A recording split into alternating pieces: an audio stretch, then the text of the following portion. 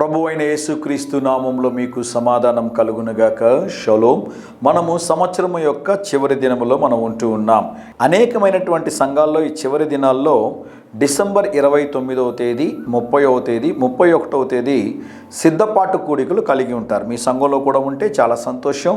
వాటిలో మీరు పాల్గొనడానికి ప్రయత్నం చేయండి. ఒకవేళ అటువంటి ఆనవాయితీ మీ సంఘంలో లేకుంటే 29, 30, 31 ఈ 3 దినాలు మీరు వ్యక్తిగతంగా కూడా మీరు నూతన సంవత్సరం కొరకు సిద్ధపడాలి అని దేవుని సేవకుడిగా మీకు మనవి చేస్తూ ఉన్నాను.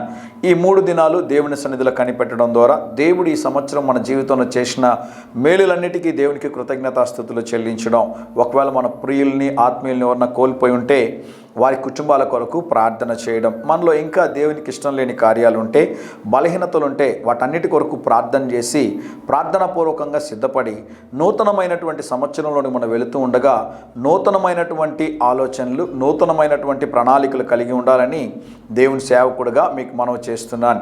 న్యూ రెజల్యూషన్స్ కదండి. చాలామంది 1వ తేదీ రెజల్యూషన్స్ తీసుకుంటూ ఉంటారు. క్రొత్త ఆలోచనలు పెట్టుకొని కొత్త పనులు ప్రారంభించాలనుకుంటూ ఉంటారు. కానీ జనవరి 1, 2, 3వ తేదీకే అవన్నీ గాల్లో కలిసిపోయి ఉంటాయి. అలా కాకుండా ఈ 3 దినాలు రాబోతున్నటువంటి 2025 సంవత్సరానికి గురించి ప్రభు ఏ వాగ్దానాన్ని ఇవ్వబోతున్నారో, ఏ రీతిగా సిద్ధపడాలో మీరందరూ కూడా ప్రభు సన్నిధిలో కనిపెట్టినట్లయితే దేవుడు వాగ్దానము ద్వారా, దైవజనుని సందేశము ద్వారా మీతో చక్కగా మాట్లాడతారని దేవుని సేవకుడిగా మనవి చేస్తున్నాను. ఈ సిద్ధపాటు దినాల్లో ఉంటుండగా హెస్కేల్ గ్రంథము 18వ అధ్యాయం 31వ వచనము, నూతన హృదయమును నూతన బుద్ధి తెచ్చుకొనుడి. ఏం కావాలంట? నూతనమైన కోటు, నూతనమైనటువంటి ప్యాంట్స్, నూతనమైనటువంటి శారీస్, నూతనమైనటువంటి డ్రెస్సులు కాదండి. కావాల్సింది నూతనమైన సంవత్సరానికి నూతనమైనటువంటి బుద్ధి, నూతనమైనటువంటి హృదయం. బోధ ద్వారా నువ్వు వినకపోతే దేవుడు నీకు బాధ కలుగజేస్తాడంట. బాధలు కలగకుండా ఉండాలి అంటే బోధ ద్వారా మనల్ని మనం సరి చేసుకోవాలి. దేవుని సేవకుడు ఒక మాట చెప్తున్నాను, మన బుద్ధి మార్చుకోవాలి, నూతన హృదయాన్ని మనం కలిగి ఉండాలని వాక్యం సెలవిస్తుంది. కనుక ఏ కార్యాలు దేవుని ఆయాస పెట్టుచో ఉన్నాయో, ఏ కార్యాలు దేవునికి అనుకూలముగా లేవో, ఏ కార్యాల చేత మీరు దేవుని కోప పెడుతున్నారో వాటన్నిటిని విడిచిపెట్టడానికి ప్రయత్నం చేయండి. దేవుని ప్రార్థించండి.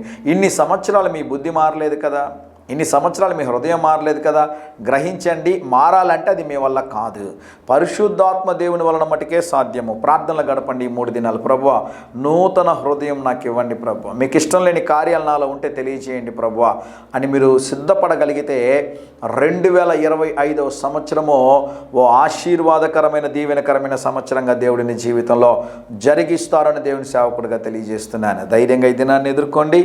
దేవుని సన్నిధి మీకు తోడుగా వచ్చునుగాక. ప్రియ పరలోకపు తండ్రి, ఈ దినం మా ప్రియులు తలపెట్టు కార్యములన్నిటిలో జయమును అనుగ్రహించుమని యేసు నామములో ప్రార్థిస్తున్నాము తండ్రి. Amen, amen.